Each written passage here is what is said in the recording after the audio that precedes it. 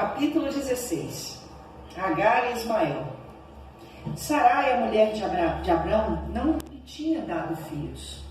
Ela possuía uma escrava egípcia que se chamava Agar. Um dia Sarai disse a Abrão: já que o Senhor Deus não me deixa ter filhos, tenha relações com a minha escrava. Talvez assim, por meio dela, eu possa ter filhos. Abrão concordou com o plano de Sarai, e assim ela lhe deu Agar para ser sua concubina. Isso aconteceu quando já fazia 10 anos que Abrão estava morando em Canaã.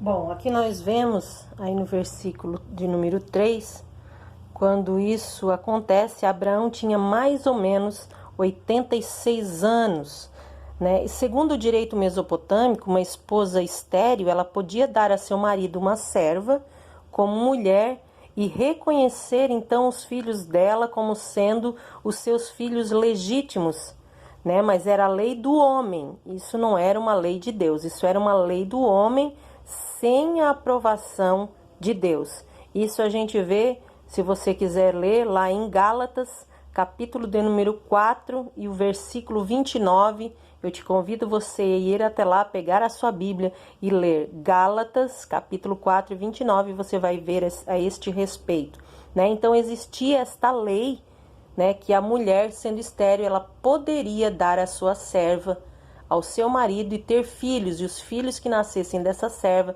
automaticamente seriam considerados os filhos da sua senhora. Então, por isso que Sarai, ela teve essa ideia, né, de dar a sua escrava, de dar a sua serva para que Abrão então tivesse filhos com ela, visto que ela era estéril, né? Mas vamos prosseguir aqui no estudo bíblico e ver o que acontece com toda essa história.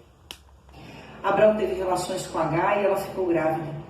Quando descobriu que estava grávida, Agar começou a olhar com desprezo para Sarai, a sua dona.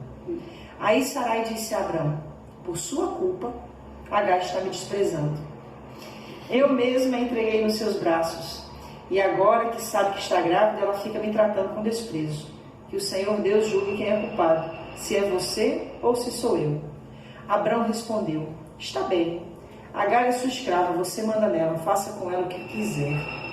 Aí Sarai começou a maltratá-la tanto que ela fugiu. Mas o anjo do Senhor a encontrou no deserto.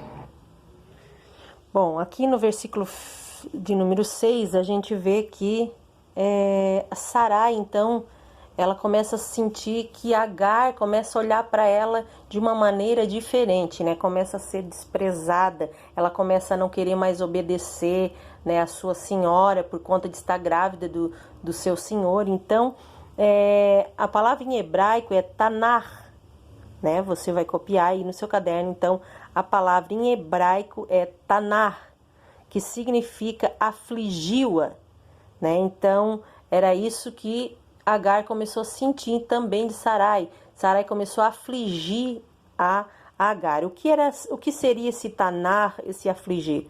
A lei proibia que a mulher, nessa situação grávida, ela era proibida de ser vendida, né? Mas ela poderia impor tarefas a ela, tornando sua vida tão miserável que foi o que Sarai fez com Agar. Isso era permitido pela lei dos homens, que a mulher simplesmente ela não poderia ser vendida, mas ela podia ser tão afligida, tão com serviços, ter tantas tarefas e serviços, ao ponto de levar uma vida miserável em toda a sua gravidez. E era o que Sarai estava fazendo com Agar. E isso fez com que Agar fugisse, né? Fugisse para o deserto. E lá a gente leu aí já, né, que então o anjo do Senhor encontra Agar. E vamos ver o que acontece, o que o anjo fala com Agar. Será que o anjo vai trazer boas notícias ou vai também acusar a Agar? Vamos na próxima leitura, na continuação.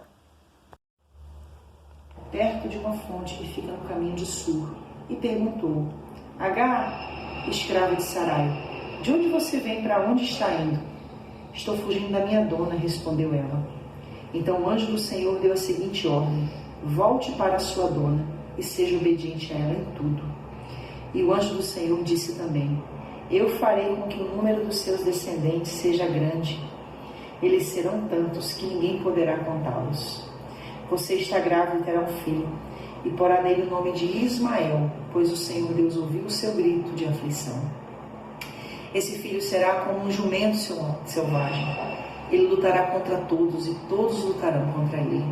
E ele viverá longe de todos os seus parentes.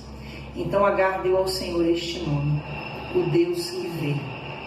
Isso porque ele havia falado com ela, e ela havia perguntado a si mesma: será verdade que eu vi aquele que me vê? É por isso que esse poço que fica entre Cádiz e Bered é chamado de poço daquele que vive e me vê. Agar deu um filho a Abrão, e ele pôs no menino o nome de Ismael. Abrão tinha 86 anos quando Ismael nasceu. Então aqui nós vimos, né, a promessa de Deus para Agar, né, em relação ao seu filho Ismael. Então nós conhecemos apenas na Bíblia Sagrada somente 7 pessoas que receberam o nome antes do nascimento. Por que isso? Porque os judeus eles tinham um costume de colocar o nome das crianças após o nascimento, após uma certa idade.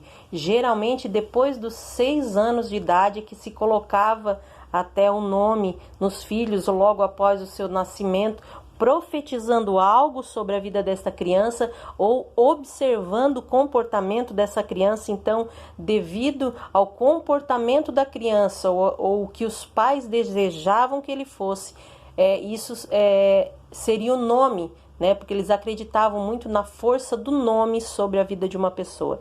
Mas 7 pessoas na Bíblia receberam de Deus o nome antes do nascimento, e o primeiro deles foi esta criança, filho de Abrão com Agar, chamado Ismael, que o próprio Deus, né, o anjo enviado do Senhor, deu esse nome a Agar, sem ela saber que estava gerando no seu ventre um menino ou uma menina. Então o nome em hebraico Ismael está aí no seu vídeo para você ver como é que se escreve Ismael em hebraico, que é Ismael, que significa aquele que Deus ouviu, ou Deus ouve, ou Deus vê, aquele que Deus vê e ouve, né? E eles dão a descendência de todos os árabes no deserto. Logo após, mas na sequência, nos outros estudos, nós vamos ver então que os árabes no deserto, eles descendem de Ismael, o muçulmano, né? Essa nova religião, os muçulmanos, eles descendem todos de Ismael. E vimos também aí um poço, na qual é falado, né, deste poço, dado o nome que existe até nos dias de hoje, em hebraico, Laai Roi, ou El Roi, que é o poço do que me vê. E esse poço ainda existe lá na cidade de Israel, lá na cidade do Oriente, né, não em Israel. Lá no Oriente ainda existe esse poço, que é o poço do que me vê, El Roi ou Laai Roi.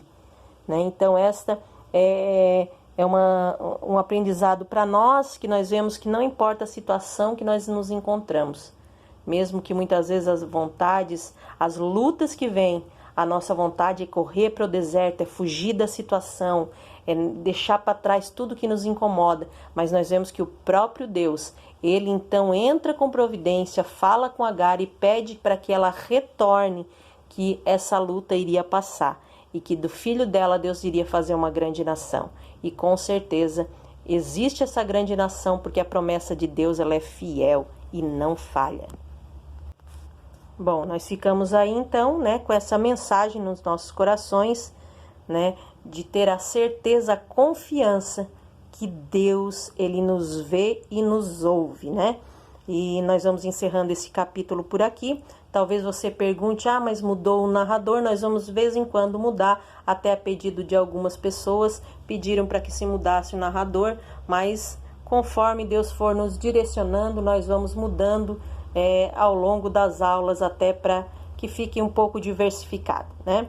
Então, quero aqui deixar a bênção do Senhor sobre a tua vida, desejando que Deus cada dia te abençoe mais, te capacite mais, né, te dê o discernimento e entendimento a todos nós sobre este estudo, sobre este curso, e eu creio que Deus fará coisas grandiosas e nós vamos aprender juntos muito mais ainda sobre a palavra do Senhor. Amém? Que Deus abençoe a tua casa, a tua vida, em nome de Jesus, e ficamos aí até a próxima aula. O que será que vai acontecer com Agar? Será que Sarai vai recebê-la?